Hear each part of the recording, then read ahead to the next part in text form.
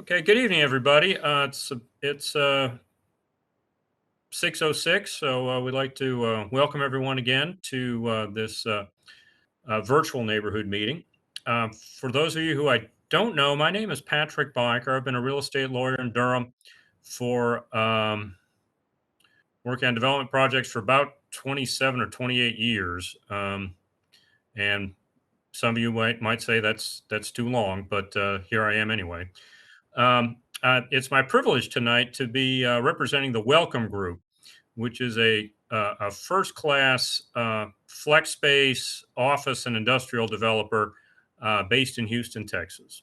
And we wanted to share information with you tonight. We've got a PowerPoint that'll take us about 10 minutes to go through, and then we'll open it up for questions. So, wanted to introduce our team that's with me tonight. I'm working with uh, uh, a fantastic group of people from Withers and Ravenel.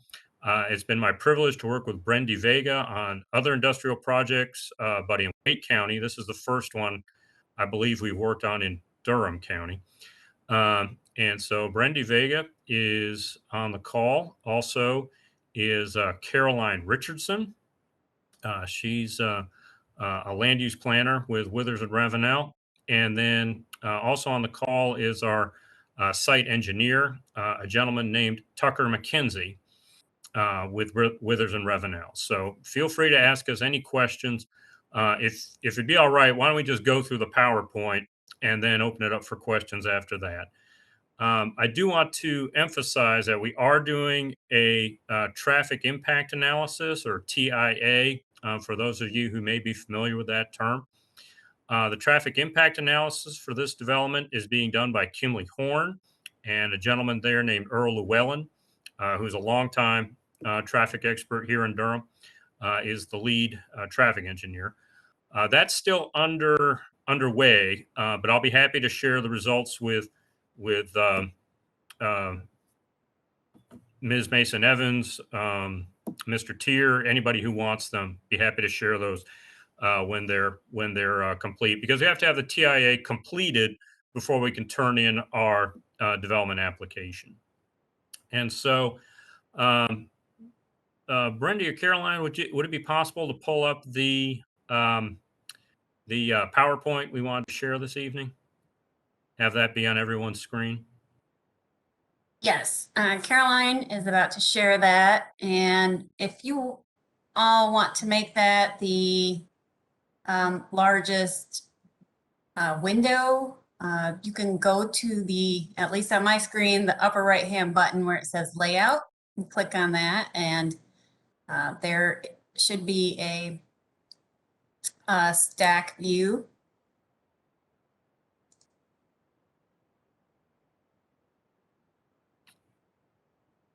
Folks would just give me their thumbs up when they've got that PowerPoint easy to read. I'll be happy to walk us through it, and then we can open it up for questions from the group. And again, it's great to see you all tonight. Hope you all had a wonderful Thanksgiving with your loved ones. And again, thank you for joining us on this call.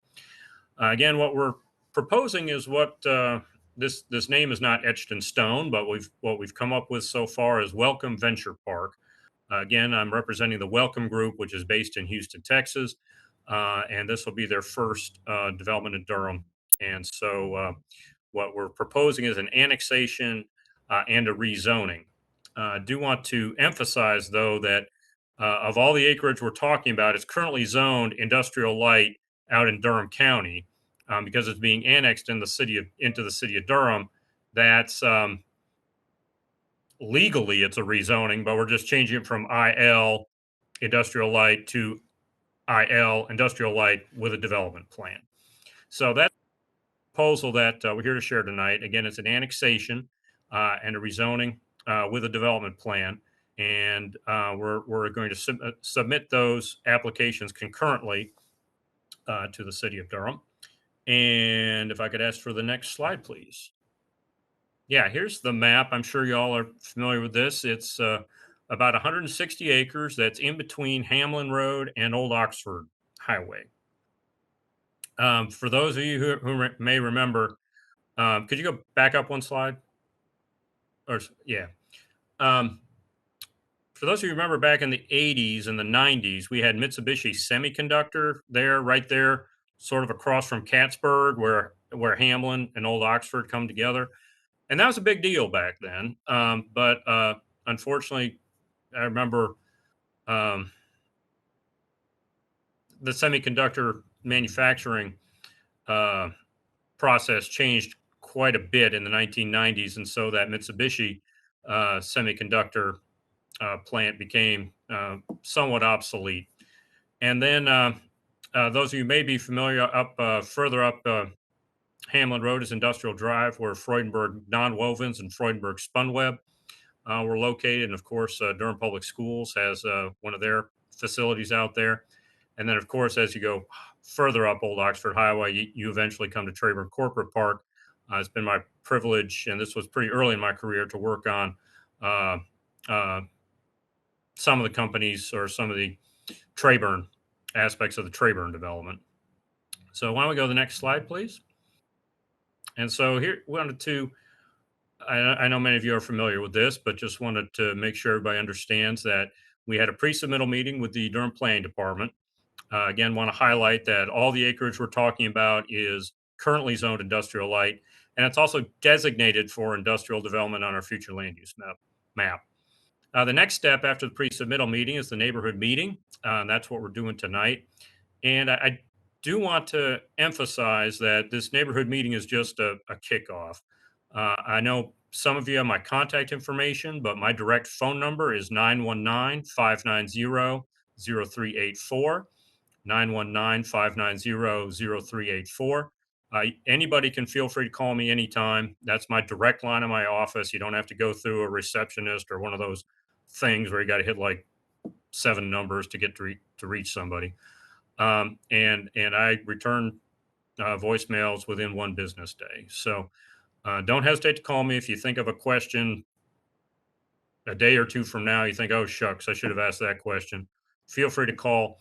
I know many of you have my email, and we'll share those at the end of the meeting for Brendy and myself.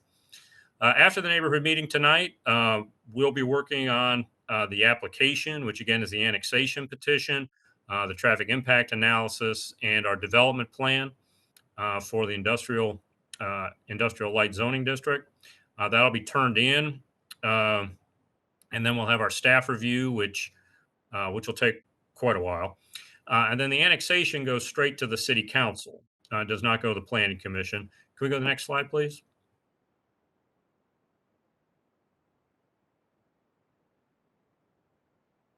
The rezoning process is very similar. The additional step is that the rezoning, again, from industrial light in Durham County to industrial light with a development plan within the city limits of Durham, that will go to the planning board or planning commission. That's a 14-member board, and that'll be a public hearing, and all of everyone who's on this call and all property owners within 600 feet will receive notification of it. And then about 2 months, 2 to 3 months after the planning commission public hearing, there'll be a public hearing before the city council on the rezoning. Go to the next slide, please, Caroline. And so, yeah, here's the neighborhood meeting notification area. You can see there's a few parcels on the western side of Old Oxford Highway. Most of the homeowners that were notified are on the south side of Hamlin Road. And then, of course, there are a few other parcels to the north and to the east. And so that's the notification area within 600 feet. And again, in the red area is the area that we're rezoning, which again has access both to Hamlin Road and to Old Oxford Highway. Next slide, please. And again, the existing zoning is industrial light. Again, I started working on economic development back in the early 1990s in Durham, and I think it was always our vision as a community to have good quality industrial development along the Old Oxford Highway corridor, essentially from the Mitsubishi plant, which again, that was a really big deal when we recruited Mitsubishi to Durham in the 1980s, and then up through Trayburn Corporate Park. So that was our vision back then. I think this is wonderful to see what the Welcome Group is proposing on this land that's been zoned industrial for quite a few decades now. We are located in the watershed protection overlay basin area. That's District B. Obviously, this is Falls Lake in this part of Durham County. What that does mean is wherever there are streams on this assemblage that we're discussing tonight, the 160 acres, that means there'll be 150. I'm sorry, 100-foot buffer on each side of the streams on this site, and that's 200 feet total of preserved. It has to be left completely undisturbed. 200 feet along every stream will be preserved permanently as riparian buffers. I guess next slide, please. And again, what we're doing is creating a development plan so that there can be specific conditions unique to this project. They could be traffic improvements from the traffic impact analysis or other additional considerations that we'll certainly be considering as this project moves forward. But those will be text commitments on the development plan. Again, we did turn that in rather than simply ask for a straight annexation and a bypassing the planning commission. We did submit a development plan so that there be two public hearings on this project instead of just one, as there would be if we had only annexed the property and asked for a translational zoning from IL in the county to IL in the city. Next slide, please. And again, I want to emphasize this is an area on the future land use map that we created this future land use map back in the around 2005, and even before that, what we had before then was called the Durham 2020 plan. And for all of my career here in Durham County, this area has always been projected to be an industrial area to bring good paying jobs into this section of Durham, where it's fairly easy to get there on Old Oxford Highway and the connections that are provided on the existing roadway network. So it's designated that way in the future land use map. We're glad we can follow that. And next slide, please. And I do want to emphasize that just over a year ago, in October of 2020, our Durham Planning Department did an industrial land use study. The industrial land use study evaluated 179 industrial sites in Durham County on a scale from 0 to 14. As you can see, this site that we're talking about tonight scored 11 out of 14. So we think that makes it a very good site for industrial development. Again, by industrial, what we really mean is a combination of office, light manufacturing, flex space, distribution. That's really what we're talking about with this proposal this evening. So again, out of 179 sites that were evaluated, this scored 11 out of 14, and that put it in the top 40 or 50 of those 179 industrial sites in Durham County. So here are the, you can see the criteria that were used in that study: vacancy, utilities, railroad, major road access, acreage, clustering, environmental, residential, and equity considerations. And based on all those considerations that the planning department looked at for all 179 industrial sites that are already zoned industrial, this site scored 11 out of 14. Next slide, please. And that's it. That's our presentation for this evening. Again, there's Brendy Vega's email. And again, she's an outstanding land use planner, landscape architect with Withers and Ravenel. And my email is pbiker@morningstarlawgroup.com. Sorry, it's such a long email, but that was I'll put beyond it in my the control. chat, Patrick. What's that? I'll put it in the chat. Oh, thank you. Yes. Everyone, So yeah. feel free to email me. I usually can reply to emails easier than voicemails if that's appealing, but whatever's easier for folks on this neighborhood meeting, happy to do either one. So that's our presentation this evening. We'd love to answer any questions that you may have, or do our best. If we can't answer something, we'll get back to you as soon as we can. Again, thank you to everybody. It's nice to see um, certainly an old friend like Mr. Tier and uh, and the folks from Bragtown. We're very glad you're here this evening. And so happy to open up for questions, and we'll do the best we can. Yes, good evening, Counselor. You had mentioned that my name is Steve Valentine. I'm a resident at 1115 Golden Crest Drive. Yes, sir. You had mentioned that the future land use map was being used. Yes, sir. So was the expansion of personal property envisioned when that was created? I'm sorry, I don't understand. What was that question? The expansion of personal property, like my community didn't exist. Oh, oh, resident. I see. Yeah, I'm sure. I can't speak to your specific neighborhood, but it was certainly there are certainly residential areas in the vicinity that exist quite well with industrial development. That's certainly the case down around Research Triangle Park. And so, yes, that's been if it was if your neighborhood, which was developed since 2005, was developed in a residentially designated area, then yes, it certainly was considered. And you had also mentioned that the development application is forthcoming, correct? Yes, sir. We're still working on it. And so I live right across the street from what seems to be activity regarding um, some type of preparation for development. Could you tell me about what that's about? Because a lot of my neighbors come to me asking me what that's all about. As a matter of fact, when I came home from work this evening, they were out there working.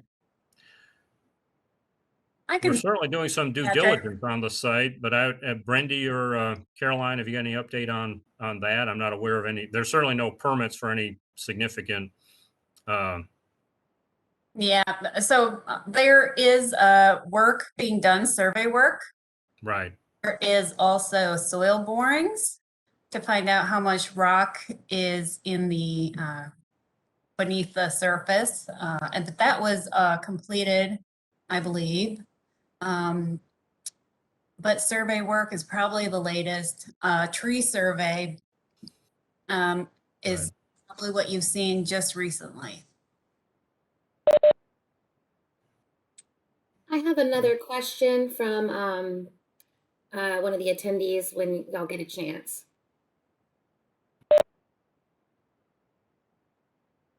I'm sorry.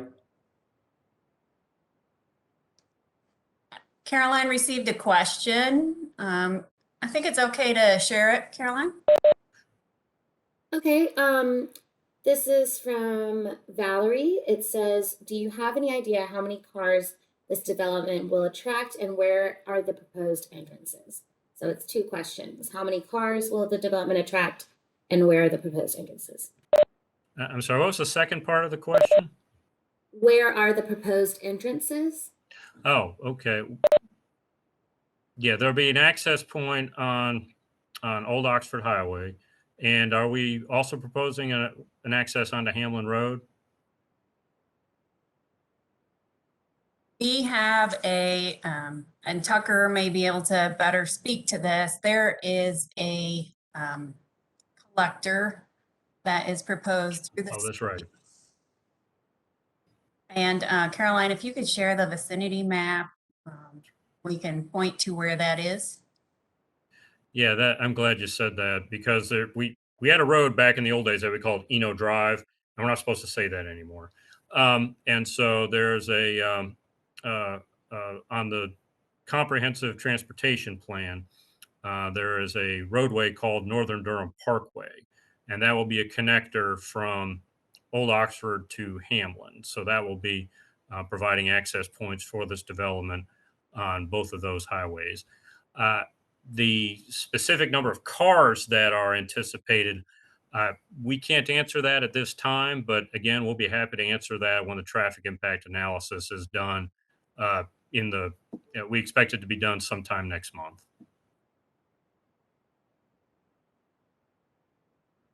Just just one slight clarification on the Northern Durham Parkway. This is Tucker McKenzie. I apologize. I'm on the road traveling, but Northern Durham Parkway is slated to make the eventual connection to Hamlin and Old Oxford. But because of the location on the comprehensive transportation plan and the assemblage of properties for this project, it's only connecting on Hamlin Road at this point, with a future connection point to come from Old Oxford. Yeah, that's right. We do have a driveway on Old Oxford between two of the existing buildings that if you drive up Old Oxford, you can see that. So can I just clarify for a second? This is Valerie. I had asked the Mhm. question. So it sounded like you just said that there is not going to be an access point at this point from Old Oxford Highway. All of the traffic will be coming in from Hamlin. Is that correct? no, there's an exit. There'll be a driveway on Old Oxford as well. That's not what the gentleman said. No, That's for Northern Durham Parkway. That's a separate issue. Yeah. Northern Durham Parkway has to connect to Old Oxford at Hebron Road, and Okay, that's not part of our assemblage. But we do have a driveway on Old Oxford where you see that red parcel that adjoins Old Oxford. We're planning to put in a driveway there. Can you clarify, where is the entrance on Hamlin?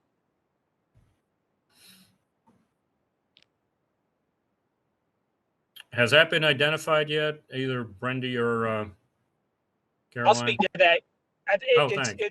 It speaks really to, it falls in line with the connection point for Northern Durham Parkway, the future extension. There's right-of-way dedicated on the south side of Hamlin Road that really identifies where Northern Durham Parkway is going to be required to line up on Hamlin Road. And so it's right across from that right of way. Caroline, I don't know if you can zoom in on that vicinity map or not, but if you zoom in to their neighborhood, you can see just to the right there's some existing right of way dedicated that this will come across to there. So it'll be to the right of the Golden Crest neighborhood.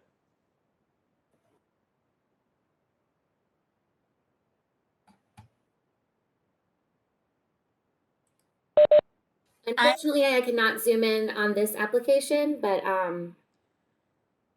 We have a map I can open. perfect. I'll give the screen to Brendy.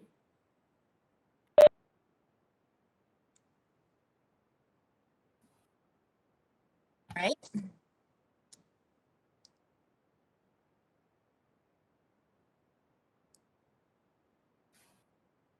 Good evening. I'm Vanessa Mason Evans, the chair of the Brad Chocolate Association. One of my questions would be, will people that are living in the low income areas of Bradtown as well as other underserved communities be able to get jobs in this particular space? That's certainly the vision for this, Ms. Mason Evans, is to bring in light manufacturing and those types of employment opportunities that will pay a living wage. We're working hard to identify if it's possible to even have there be pedestrian connections all the way from this industrial park to Carver Street and into Bragtown. So there might be opportunities for people to walk or bike to work. And so we're actively evaluating that. That's certainly what motivates me in this proposal. Winston Churchill once said, "We shape our buildings, thereafter they shape us." These are the types of industrial parks that attract really good paying jobs. And I was certainly moved by the data you shared over the last year regarding household incomes in Bragtown. And I think there are many hardworking people in Bragtown, but unfortunately, even though they work hard, they in some cases their incomes are not what they would like. And so we're hopeful this will bring in opportunities for people to have living wage and better jobs with good benefits, so that there can be increased opportunity for people to um, improve their livelihoods and their families' livelihoods. And Patrick, I would just add to that, that there will be 4 to 5 years of active construction, which will employ many construction workers during that time period.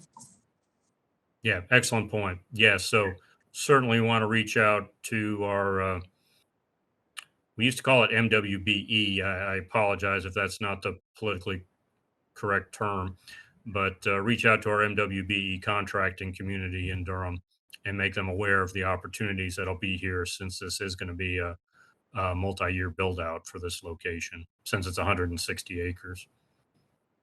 Thank you. So you answered my other question, was about living wages or having wages that people can afford. Because right now with Durham growing the way it is growing and the gentrification is happening, and working with DataWorks, it's been said that people need to really be making between $25 and $35 an hour. I'm not Right. sure I'll be able to give that, but it would be nice for people to make money to where they can be able to afford to stay in apartments or townhomes or homes that are being built here in Durham.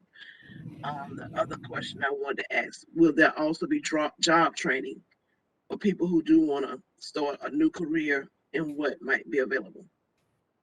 We'd certainly like to talk to Durham Tech about that and evaluate what the options are for that. But that's certainly something that's crossed my mind. Yeah, there's no doubt we have to make sure that people are aware of the opportunities that are coming, and make sure they have the opportunities to obtain the certifications or the job training that they need to um, move into jobs that'll pay exactly the wages that you referenced a few minutes ago. Um, we've got to prepare our folks and make sure that Durham people uh, apply for and obtain these jobs. What's really um, I was quite I was really proud of the work we did as a community building Trayburn Corporate Park, and we have a lot of great employers up there like Merck and AW and uh, Corning, Becton Dickinson. A lot of great employers and really good paying jobs. What hurt me was seeing that so many of those jobs went to people who didn't live here in Durham. I mean, I remember going through some of the parking lots at Trayburn, and you actually see Virginia license plate because people would commute from South Boston down here, and we've got to we've got to change that outcome. Now, certainly, my next door neighbor works at AW, company that I helped locate here in Durham. I had a small role with that, um, working with former county commissioners Mary Ann Black, Ellen Reckow, and Becky Heron on that. And so one of my neighbors works there, and he has a great job there. So obviously there are plenty of Durham people who work there. But as I've often heard, the biggest room in the world is the room for improvement. And so we've got to do better. We've got to make sure that folks, especially folks who live in Bragtown, who could walk to these job opportunities, we've got to make sure we make those opportunities readily available. Do everything we can to help the folks that grew up here. I guess I hate to take up a lot of your time, but another question No. would be, will there be a bus line so that people can be able to get to these jobs? I don't know. Okay. Because right now the bus comes partway down Carver Street. Um, that's why I'm working on getting sidewalk connection from the existing bus stop to where this industrial park would be. Because I think it would only be about a half-mile walk. I'd have to figure that out, somewhere between a half mile and a mile, I think. But I'm actively working on that, and whether or not the city has the resources to extend the bus line. I don't know if you knew this about me, but I used to be chairman of the Durham Area Transit Authority, and so I was there in the 90s through 2003, and it's no small undertaking to extend a bus line. But by the same token, we certainly need to evaluate that and talk to the city's transportation planners and see if that's something that's feasible in the years ahead. Okay, because I know they said something about adding There was Danube and Carver. So I'm thinking Right. if they added Carver, it could probably run up that It'd be way. close. Even if they had to walk a little bit to a bus stop, but it would be good if a bus stop is within that area. And my That's last correct. thing is, I noticed that there were 2 spaces with the red space with the buildings on them. And I know that's a lot of acreage. Do y'all plan on building other buildings on this site in the future? As far as for jobs or anything? It's I'm sorry, I didn't. Could you say that question again? I lost it a little bit. Okay, I saw that it was 2 spaces that were in the red, which are the industrial park areas. Do y'all plan on using any of that other acreage for other buildings in the future? Well, it will certainly. We're certainly evaluating how to use the 160 acres in an environmentally sensitive manner. But by the same token, we anticipate being able to build around 1.2 million square feet of light industrial space. So that's really how it shakes out. What's important to recognize about the site is because it's split by a number of streams, these are going to be fairly small footprint buildings. It won't be large 200, 300,000 square foot buildings. It'll be a series of smaller buildings, which will lend itself to the what we call the mom and pop businesses, the local Durham businesses who are looking for new space to expand their operations. But our sweet spot, we think, is really is providing the light manufacturing office and distribution space for smaller Durham businesses, and hopefully a lot of them will be able to take advantage of this in order to expand and hire more people. Because right now, the industrial space is like our housing; it's just too. The vacancy rate is like almost zero. Mr. Tier probably knows better than I do what the vacancy rate is, but it's the lowest I've ever seen in my 28 years of working in Durham County as economic development space. So that's our game plan: is to build 1 million to 1.2 million square feet of space, but have most of it dedicated to small business tenants. Okay, thank you. That's all my questions. Thank you.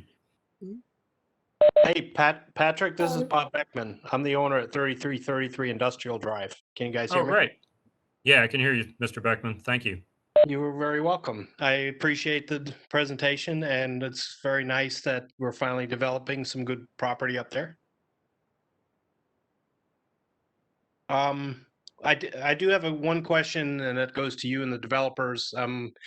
We had to pay for our own water and sewer infrastructure, and we paid that through assessments, and we're Right. very happy with our county taxes and the police and fire, the sheriff's department and fire out there. I don't know. Can you speak to any of that?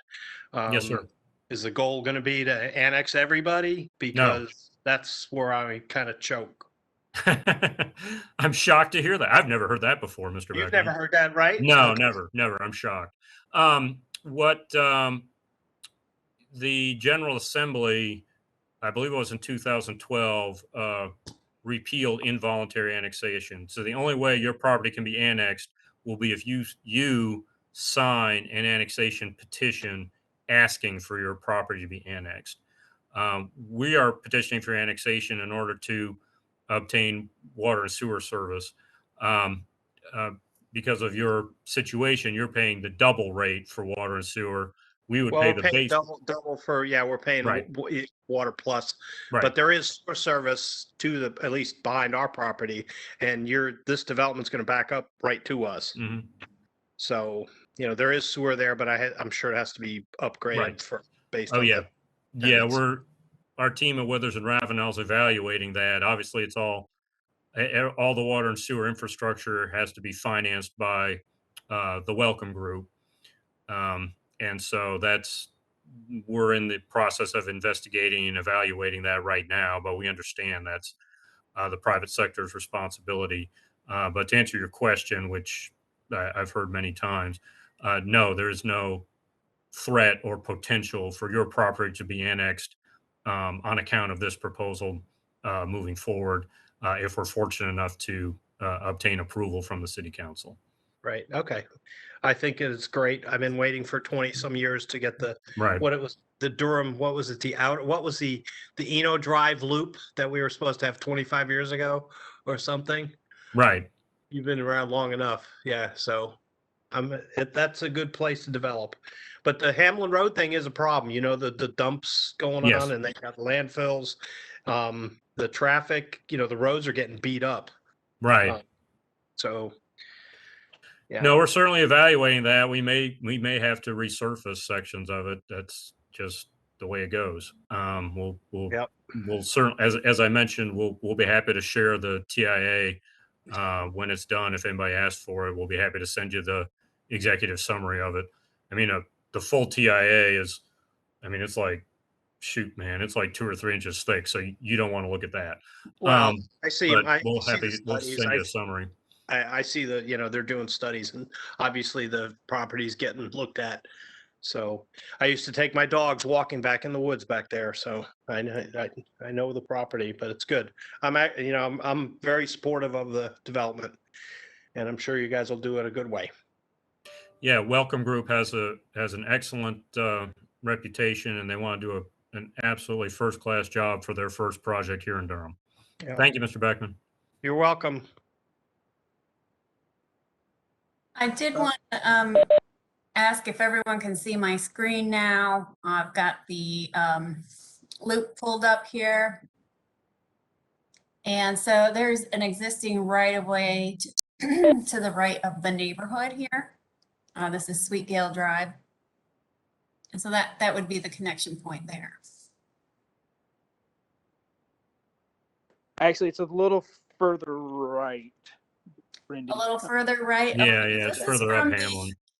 This is from the comp plan. So Yeah, so I think it's right of Golden Crest. So if you look at Golden Crest Drive, it's right of there.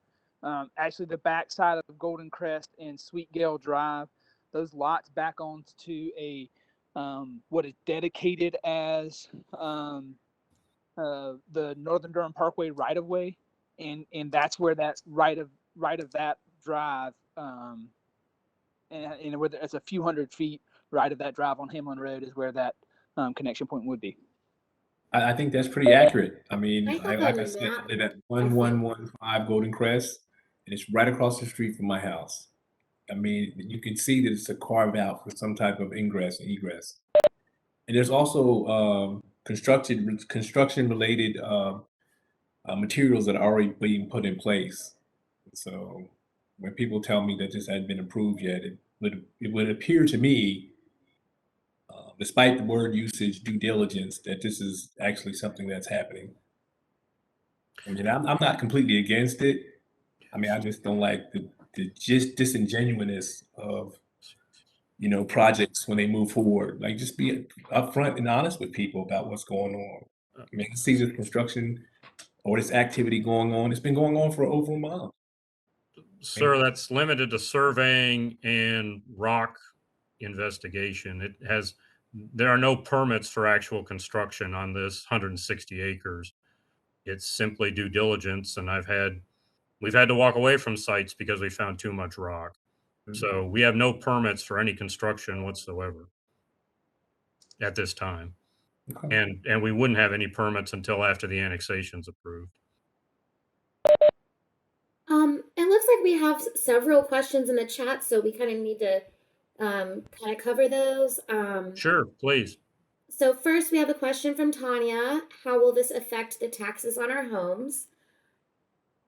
Patrick, if you want to answer that one. Sure, I don't believe that will impact the taxes on your homes because under North Carolina General Statutes, Chapter 105, Durham County has to develop schedules for different types of property. So industrial has its own schedule, commercial has its own schedule, residential has its own schedule. So everything that's built at this location, and this will be after the next revaluation anyway, but whatever's built here over the next several years will all be subject to the industrial schedule, and that's independent of the residential schedule. And again, that's per state law. That's every county in North Carolina has to follow that statutory framework. Thanks, Patrick. I think that cleared it up. How tall will the buildings be, or what is the tallest they might be? This question is from Celeste.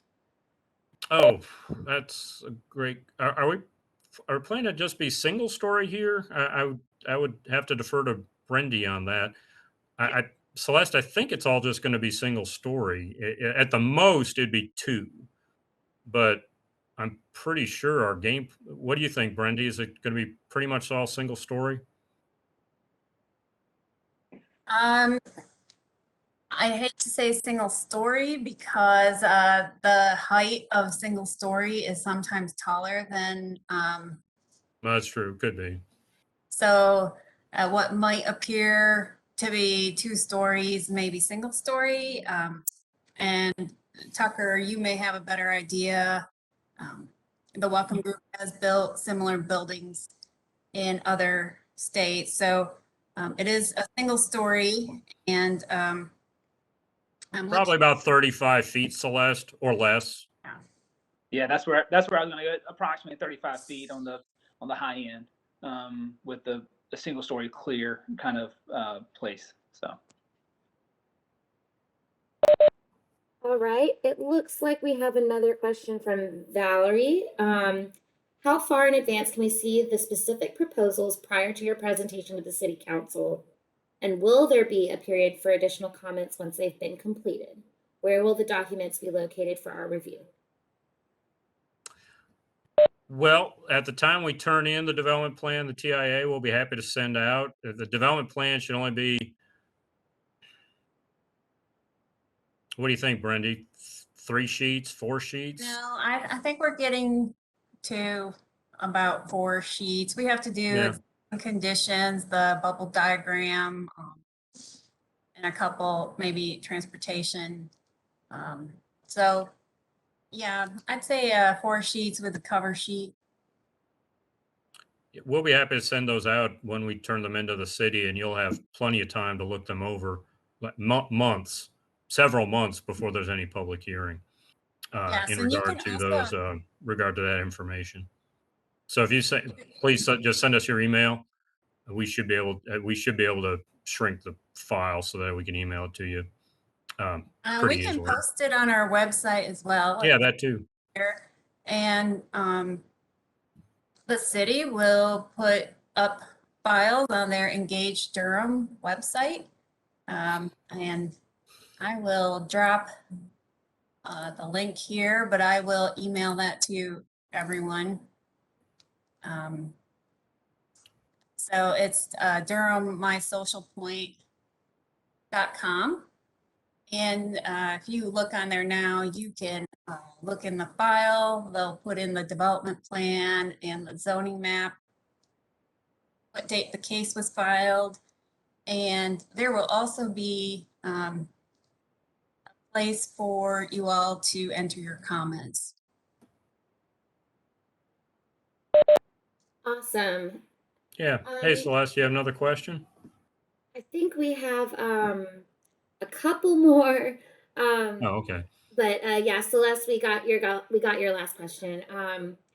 So when is the expected build or start date for groundbreaking? What's the time frame for that? That's from Tanya.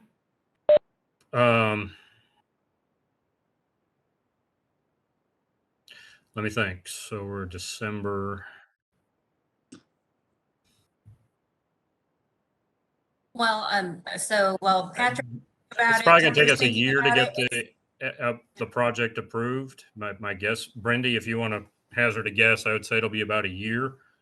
So that would be maybe start construction. That would be the spring of 2023, right? Yes. Well, it could happen a little earlier. Yes. Get a grading Maybe. permit. So Earliest we would start the absolute earliest we would start grading would be this time next year. And obviously we're trying to be as efficient as possible, but I think that's a realistic estimate, and it could be, if anything, it'll be longer. And the build out will take, and it's based, if the demand stays where it is in terms of employment and our businesses needing more room, it may build out in 3 or 4 years. But if we have a recession, it could take longer. I mean, I was here when the Great Recession hit in late 2008, 2009, and a lot of projects I had underway just went into a deep freeze for 2 or 3 years. So it's very, very hard to predict how these things will play out. It's very hard. And so I have no idea when the next recession is going to hit our nation or our region. I just know we're one day closer to it than we were yesterday. So it's called a cycle for a reason.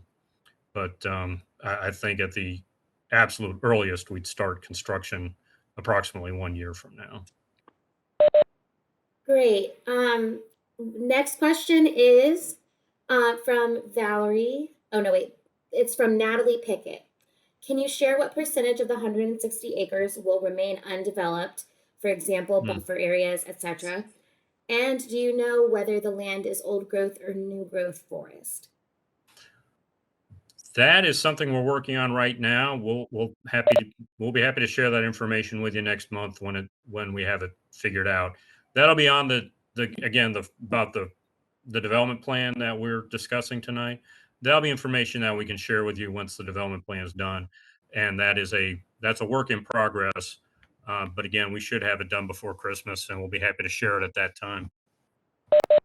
All right, now we have Celeste's question, and then we have one from Alan and Tanya after that. So, okay. Thanks Celeste, so if you much. want to unmute yourself. Yeah, so I guess one thing I just wanted to share with hi, Celeste. I'm a Bragtown resident, and just for folks who are wondering how to engage in this process, just wanted to share. So for the annexation part, as Patrick mentioned, it's going straight to City Council. So there's not like a kind of a formal way for us to have another voice like in the process. But for the rezoning, when it goes to the well, I guess in both cases, right? You can show up to the City County Planning Commission meeting and speak there, and at the City Council meeting, actually, you can speak there. And then in advance of that, if you see the plan and you have comments, you can talk to any of the planning commissioners or City Council folks. And then I think also to the developers, right? So like this is kind of a Q&A, but if you have feedback, I just suggest like say it early, say it often, and try and get as much as you have to say out on the table. So that's my little civic engagement. So sorry to add that, but I did have a question. I'm curious, like it's so hard to tell, right? Like what a development will mean for a community like Bragtown. And I know that the development plan, especially if you're saying it's a pretty brief document, it's not going to have details like what are the businesses that are going to be there? How will those impact people in Bragtown? Yes, there might be jobs. Will it be places that Bragtown residents could potentially shop if they're like commercial, or will it only be kind of manufacturing and things like that? So I guess part of what I'm wondering is like who is managing that process as this goes from like a development plan to like actually renting to clients that would be customers of this space, and how do we create like an accountable relationship with Bragtown as that goes forward? We do not have any tenants identified at this time, Celeste. You all can call me anytime you want and tell me what you're interested in. If you're aware of businesses, we're happy to talk to them. But we don't have anybody identified at this time. It's very difficult at this stage where we have no right to water and sewer. We have no right to anything. So we really can't market anything to anybody. But this team is here anytime to talk to BCA or any other community groups about businesses that need space and can bring jobs to this area. I don't think there'll be any commercial as opposed to industrial uses here. So I don't think there'll be any shopping. I don't think there'll be any restaurants. I think it'll be what we usually refer to it as flex space. And I try not to use jargon, but that's sort of what is a combination of office, light manufacturing, and distribution, all sort of in one building. And if you go down TW Alexander Drive, you can see a lot of examples of it. There's plenty of examples. I'll be happy to take you around to show them to you if you want to look at some of these parks that are newer. I mean, obviously this type of development's been around for a long time, for decades. But some of the newer ones I think are very impressive. Um, been able to work with some really exciting companies here that have moved to Durham and brought really good jobs. But if they're once the project's approved, I can use it as an example. There's a Lowe's on Fayetteville Road, corner of Fayetteville Road and Martin Luther King Parkway, and that was a project I worked on back in 2005 through 2000. I don't know, 2007, 2008. And when that project opened, we worked really closely with the Emery Woods neighborhood and PAC 4, Partners Against Crime District 4. And so those leaders, I very open line of communication with the neighborhood, that PAC organization, for people who are interested in employment at Lowe's, because those were good paying jobs where everybody working at Lowe's, whether you were the person working on the shelves or the store manager, you got the same benefits package.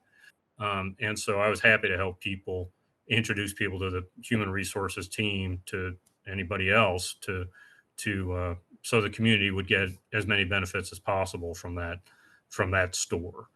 And so it'd be the same thing here. If you know people who who are interested in applying, we'll certainly keep you posted on tenants who are planning to move in, so people can investigate those opportunities, and I certainly hope take advantage of them. But I'm not going anywhere. You probably wish I was, but but we're here to help you in any way we can in that regard. I can add to that too, that the IL district has a list of permitted uses in the use table. So we would be limited to what those uses are, and through the development plan process, those can be additionally limited. If you'd like, I can send you a link to the UDO, the permitted use table, and let you see that list. I haven't seen a whole lot of, small businesses that are permitted, but there are some that are limited, which means they would have supplemental standards attached to them. And I can go ahead and send that out. Yeah, that would be helpful. I don't know if I totally understand what you were just saying there. I mean, I get the permitted uses, but I guess relating to Patrick, you had talked about wanting to reserve at least some portion of that, 1 million in floor space for small businesses. What does that look like? Do you all set aside a certain percentage, or how do you make sure that small businesses can No, get in it's there? because of the way the topography on the site works. They're going to be relatively small industrial buildings. They're not going to be the ginormous distribution centers that you see in other parts of the triangle. So what that means is you have bays that can be leased in sort of 10,000 square foot increments. And normally the sweet spot for these types of businesses is businesses in the 30 to 50,000 square foot range. And that's really, I think, how the leasing is going to, if I were going to guess based on my experience, that's how I think it's primarily going to lease up. It's not a site that works for a company that needs 200,000 square feet all under one roof. And I worked for like the beer distributors here in town, they need like 150, 200,000 square feet of space. Just it's a big rectangle. But this site doesn't work for something like that because of the topography. So I think it lends itself to being more of a small business flex space site than it does a large employer uh, distribution site. And the tech, the flex uses are usually homes for small businesses. So if you're a plumber, you Right. have your business there and your plumbing supplies. They do irrigation, lawn service. You know, anybody who works as a contractor that may need the storage space and the office space. So those flex spaces are built to suit. And then the maybe a larger format building would be for the last mile of distribution. And I was going to explain some jargon that Patrick dropped, and now I forgot what it was. But if it comes to mind, I will remind everyone. All right, Alan, you had a question. Would you like to speak to us about that? Yeah, Alan Williams here. I'm one of the owners of Comfort Properties that owns the building on Industrial Drive that TrueFab is now occupying. But I've been in Durham for a long time and have known Patrick for over 30 years, and he's a person you can trust with what he says and what he'll do. My question is this: I worked with Patrick as we were trying to get some things worked out for the Northeast Parkway. And what my question is, I understand is that the right of way is going to be dedicated, but would the developer go ahead and put in the road as part of his entrance network at the time that the property is developed, or just have a piece of undeveloped ground waiting for the city and state to, fund and build the parkway through there from Hamlin Road over to Old Oxford? Brindy, our game plan is to build half of the cross section, right? Is that right? Right, 2 lanes of the 4 lanes. So like you mentioned earlier, it won't punch all the way out to Old Oxford. There's a railroad crossing in the way there. But yes, anything that can be connected will be. And the TIA will probably show that 2 lanes instead of the 4-lane build out. And I believe Durham, and Tucker, you can correct me if I'm wrong, Durham does 2 lanes on one side of the ultimate 4-lane build out rather than the 2 center or the 2 outside lanes. Yeah, it'll be 100. Mr. Williams, it'll be 110 feet wide corridor dedicated, and within that 110 feet, on essentially one half of it, there'll be 2 lanes built with the bike lane and the curb and gutter and the sidewalk. Okay. So that whenever, and I'm not holding my breath on this, obviously, whenever NCDOT can move forward with Northern Durham Parkway, they only have to build half of it. Okay. Thank you. At least through our property. Obviously, we have no rights to build anything on anybody else's property. But within the assemblage that we're looking at tonight, within the 160 acres, within the corridor that's identified on the comprehensive transportation plan, we'll dedicate the 110 feet and build 2 lanes, bike lane, curb and gutter, and sidewalk and street trees on one half of that 110 feet. Right. And I guess it would be similar to what the Martin Luther King Parkway is in southern Durham, that kind of right at build out road. Yeah. At And build I would out, it say should be, because if you think about it, each travel lane is 12 feet. So if you have 4 lanes, that's 48 feet of travel lanes, plus the bike lanes, plus the sidewalk, plus the curb and gutter, plus the sidewalk. So that's only 60 some odd feet out of your 110. The rest of it's going to be, some median and then some green space along the sides. Right. And for the lady that was interested about the buses, I think it would be similar to like a Field of Dreams. If you build it, they will come. If you'll build these facilities out there, Oh, yeah. industrial facilities for the employees that need to get there, then the city will run buses out there to help people get there. Absolutely. I hope so. Right. Thanks for having this meeting.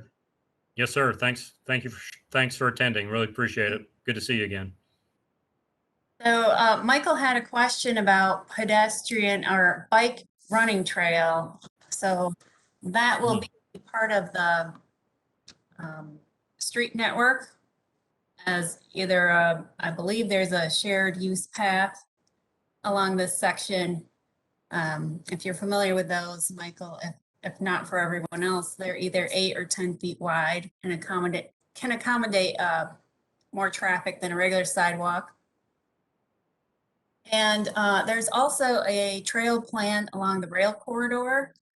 We have not met with Parks to find out where exactly that is in the planning or funding stage, or what side of the railroad track that would be on.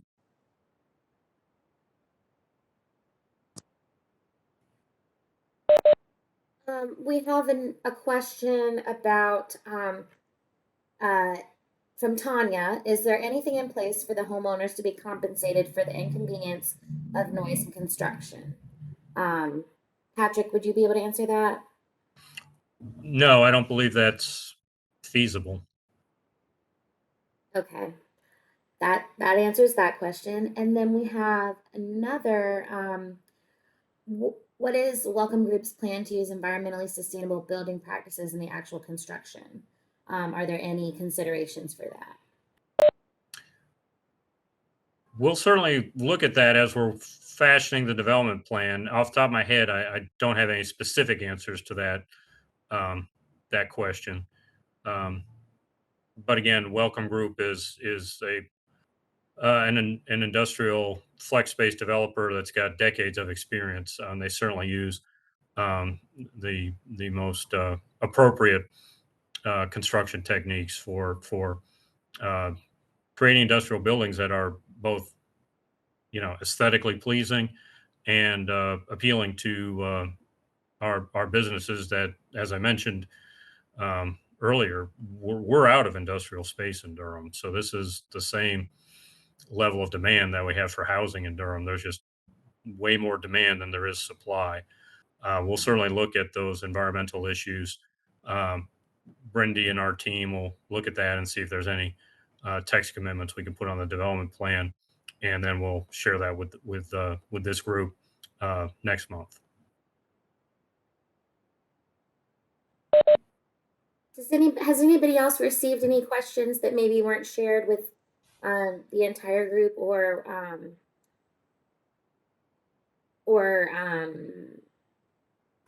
does anybody have any additional questions? I think we've covered everything in the chat so far. Did we answer Natalie's question about the 160 acres will remain undeveloped? Yeah, we said that that's something we'll certainly evaluate as we're putting together the development plan. So in terms of the amount of open space, that'll be reflected on the development plan that we'll share with everybody sometime next month. We do know that there are approximately 20 acres of wetlands and stream buffers. So at least 20 acres for required wetlands and stream buffers.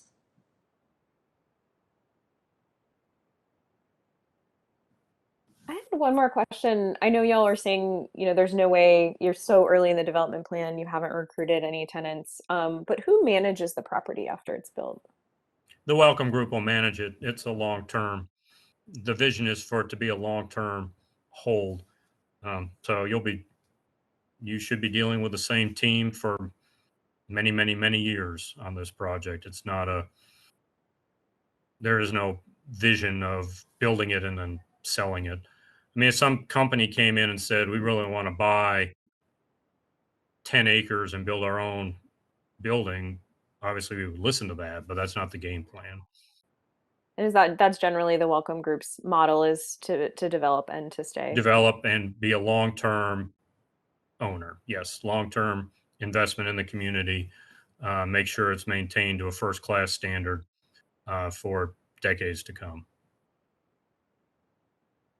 So then on that note, would the Welcome Group, or does the Welcome Group have an office here or staff Mhm. here, or would it be managed out of Texas?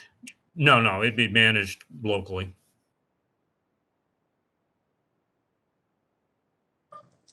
So they have been very good about flying up here and hiring many representatives, like myself and Tucker and Patrick. And we do have one local representative, and they are expanding into the area. So they will have an office at some point where they have to or work with brokers locally.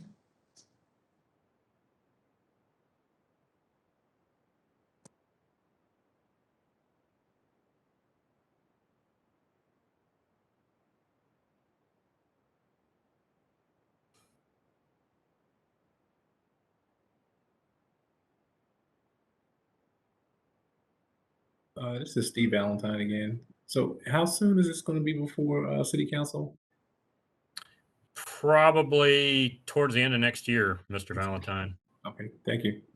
Ballpark 10 to 12 months, sir. That's just a guess, but that's my educated guess. 10 to 12 months from now at the earliest. It could take longer. Yeah, Thank I sent you a message, and I don't know if you received Yes, I got that. Thank you very much.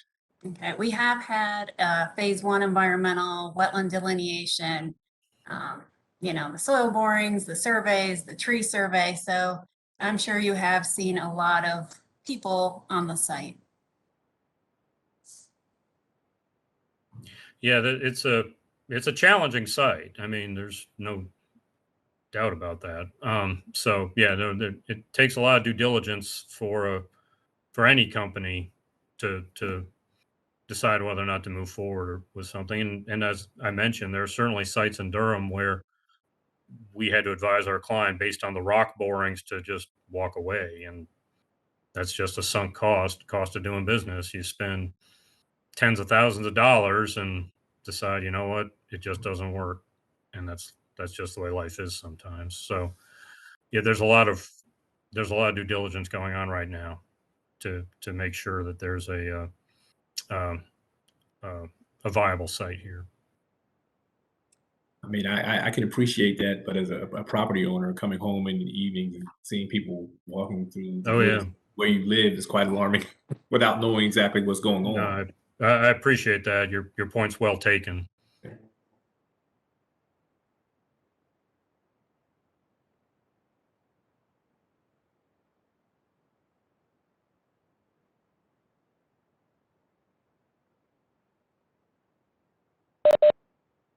Anybody have more questions?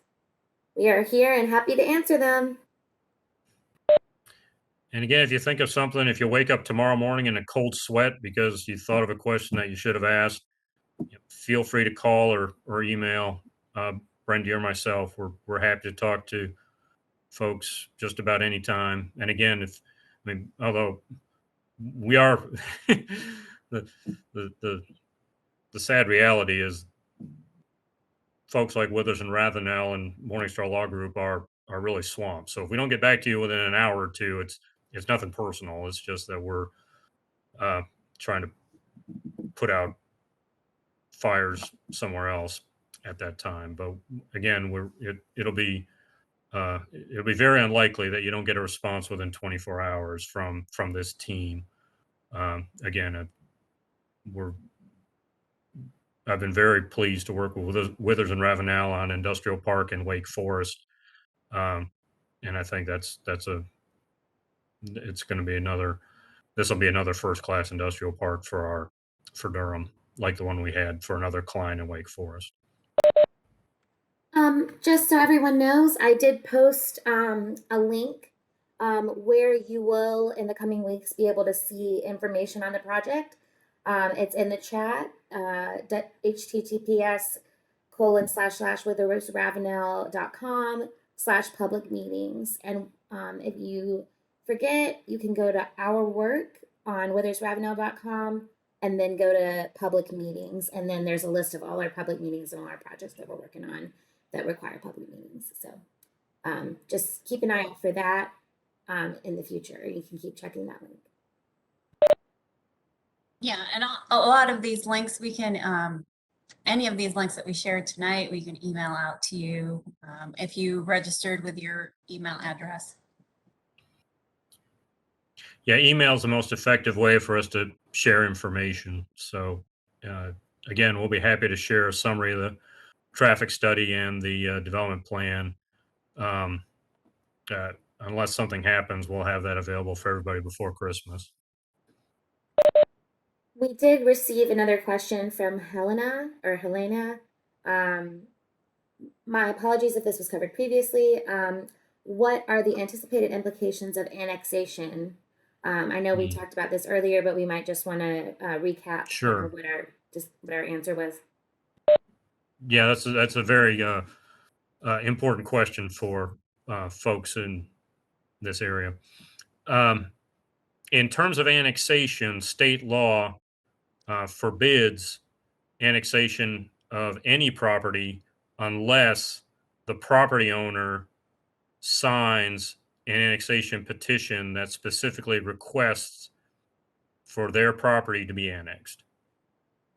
And so we're working with the current property owners to submit the annexation petition for these 160 acres. That's the area shown in red in the PowerPoint we were going through. Everything that's shown in green that's not within the city limits, there's no way it can be annexed by the city of Durham unless the property owner asks for it, petitions for annexation. So it will not have any effect on adjacent properties that are in Durham County but outside the city limits at this time. They'll stay that way as long as they want. So I hope that answers your question. I can go into a little bit more of the history on it. I was here. Mr. Tier and Mr. Williams probably remember very well when Bethesda and Parkwood were annexed into the city of Durham. That was an interesting season. And so that era is long gone. And so that type of annexation is no longer legally possible. And the only property that'll be annexed is the 160 acres that the Welcome Group proposes to develop for this light industrial park.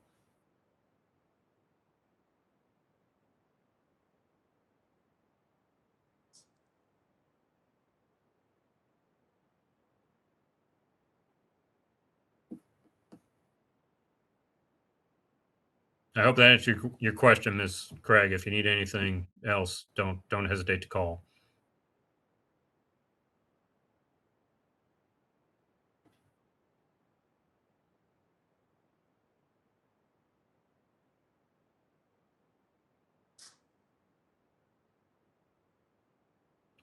We do need to keep this call open till 8 o'clock. So if people want to sign off, and if you think of something 15, 20 minutes from now, feel free to jump back on. But other than the folks from Withers and Ravenel and myself, we're obligated to keep the call open till 8 o'clock. I do, again, want to thank everybody, especially the folks from Bragtown, Mr. Tier, Mr. Williams, Mr. and Mrs. Valentine. Thank you for your time this evening. We appreciate all your concerns. We hope we've addressed them. If there's anything that we can do to provide more information, if you think of something, don't hesitate to call 919-590-0384. I plan to work through Christmas Eve, so I'll be here all month. Again, thank you everybody for your time tonight. We really appreciate it. I hope we've addressed anything. I hope we didn't make anything more confusing. It is a complicated process. So we we do our best to explain it, but I would be remiss if I think that I express it all clearly and in an understandable fashion for everyone. That's a shortcoming on my part, and I apologize for it if there are issues that need to be addressed. We're going to be here. I've been doing this for 25, 30 years, and I'm hopeful of doing it for another 20, 25 years. So I lived in Durham all that time, and I remember when, Durham was a much different town back in the early 1990s. And we'll be happy to answer any questions. And if you've got other concerns or guidance for us, please don't hesitate to share it with us. Thank you, everybody. Celeste, good night. Good job. Appreciate it, Thanks. sir. Thanks, Patrick. Good to see you, Rob. Good seeing you, Alan. Take care, Ms. Mason Evans.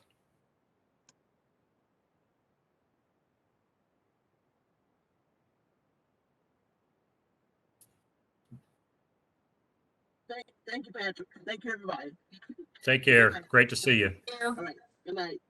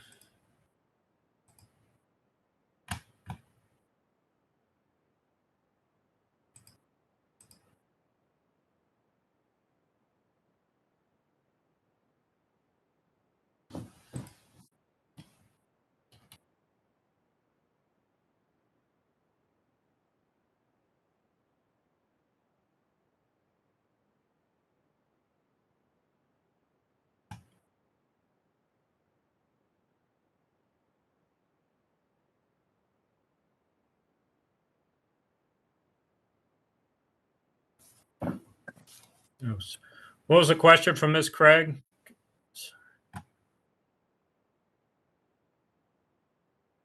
It was about annexation. For example, will any folks doing perfectly fine on well water and septic be required to annex or hook up to city services? I think you answered that. No. I think there's another one Okay. at the end. There's another one. So if you want to annex, Oh, could you? I'm summarizing that. Elena, I yeah. hope I got that right. Folks who do desire to annex, well, anybody who wants to can petition to annex. The city council has no obligation to accept it.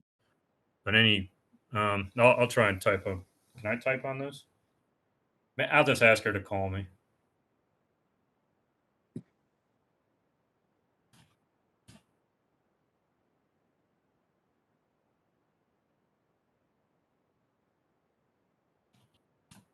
That's not relevant to welcome group.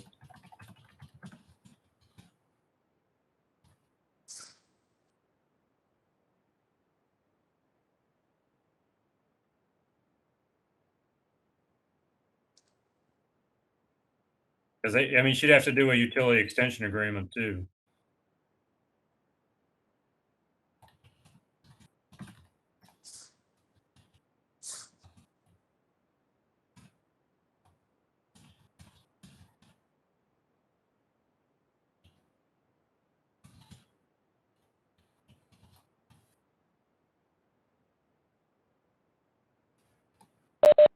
Hey, y'all, while we have a lull, I'm going to go get some water and come back.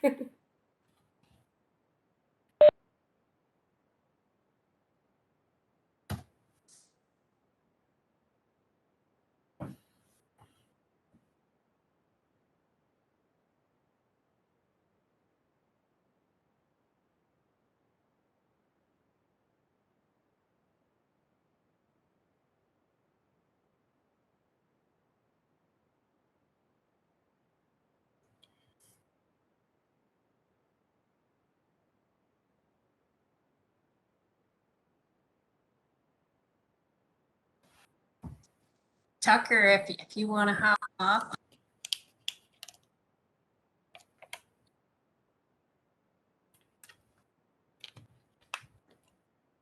All right. Yeah, just text me if you need me. I'll be around. You're muted, by the way. Brenda, you were muted. You said something really good. Yes, I said I could tell you're comfy and cozy at home, and I should have done that myself, but it's quieter in the office. I get that. All right. Yeah, just text me if you need me. Thanks. I will.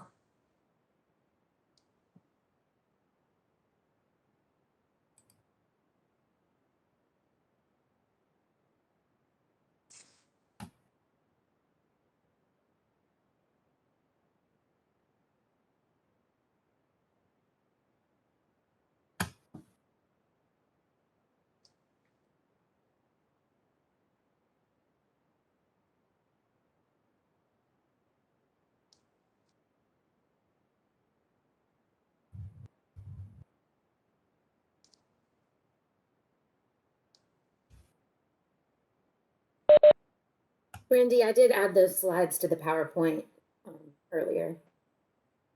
Those are there. Okay, good. We can put those on the webpage. I'll coordinate the webpage, so